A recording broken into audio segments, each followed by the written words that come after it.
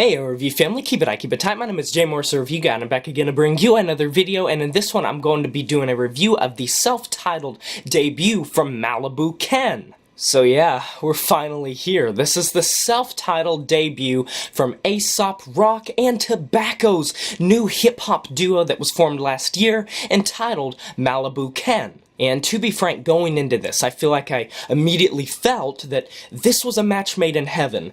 Aesop Rock, admittedly, I was not that big of a fan of his album The Impossible Kid, but that was just me. I can admit when I'm in the minority, and a lot of people really dug into that album. And I wasn't really that experienced with a lot of Tobacco stuff, but I do know some of the things he's been involved with.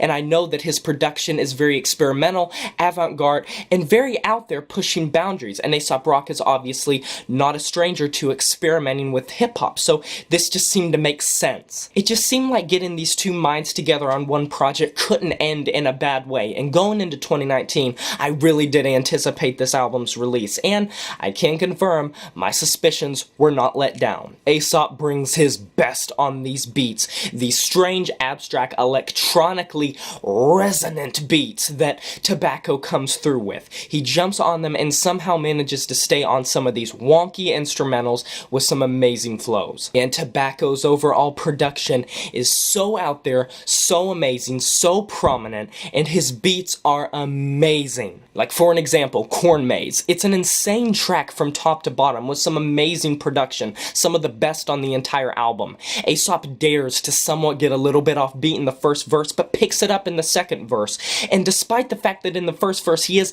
sometimes a little off, it really, it's so amazing that he's able to stay on this beat at all, as weird and abstract and experimental as it is. Lyrics on this track that are borderline cryptic with moments of clarity, where some funny lyrics or introspective lyrics or some actually philosophical lyrics can come through. For being in this game as long as he has, Aesop still remains to be a very good songwriter.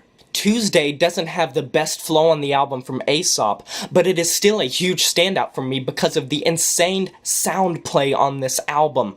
It is so noisy. It sounds like noise pop almost. The way the instrumentation is just like... It's electronically wonky and amazing. Probably my favorite instrumental on the entire album. Along with Corn Maze, Acid King was one of the singles that was released before this album. It is super foreboding, super expansive, and super ominous. Almost an official soundtrack quality from like a horror game. Super flows on this track, very good flows. Reverbed vocals, love this track. Suicide Big Gulp is somewhat similar to the previous track, but I just have to point that this almost has a synth pop influence on it, and I do enjoy the instrumentation on this track as well. Aesop kind of comes off the same that he does on the rest of the album. I really sometimes wish on this album he would push himself out of his comfort zone a bit, but as good as the instrumentation is, and his storytelling, and his overall flow, I can't really put that down. The tracks 1 + 1 = 13 and Churro, they are probably my two biggest issues on the album, because they really feel like the previous two tracks.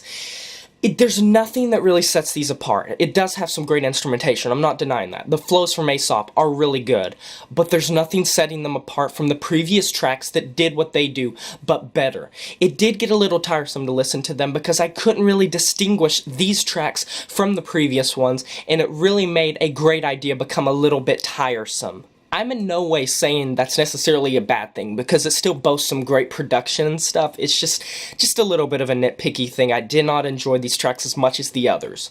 Purple Moss sends out the track listing with some beautiful, dreamy aesthetics all over this, with some great, beautiful piano synths, some genuinely introspective and beautiful lyrics to accompany the instrumentation, and kind of more of a pillowy feel throughout the entire track. And I think that overall, with all of the changes that this album goes through, and just the strange, just everything on this album, from the production to the flow to the lyrics to everything, I think it works well as a closer to the album. Overall, sitting at 10 tracks, 34 minutes, I don't think it overstays its welcome. I really don't have that much to complain about with this album, and it really lived up to my expectations. This album boasts some great, fantastic production, some great lyricism, sometimes cryptic, some great flows coming out with an amazing veteran of hip-hop, some genuinely fun bits of instrumentation, bubbly, everything about this album really lived up to what I was hoping it would, and although there are a few tracks that can feel a bit same, so, I do enjoy this album from top to bottom for the most part, through and through, and for that, I'm feeling an 8 on this album, an 8 out of 10. Is that a wrap?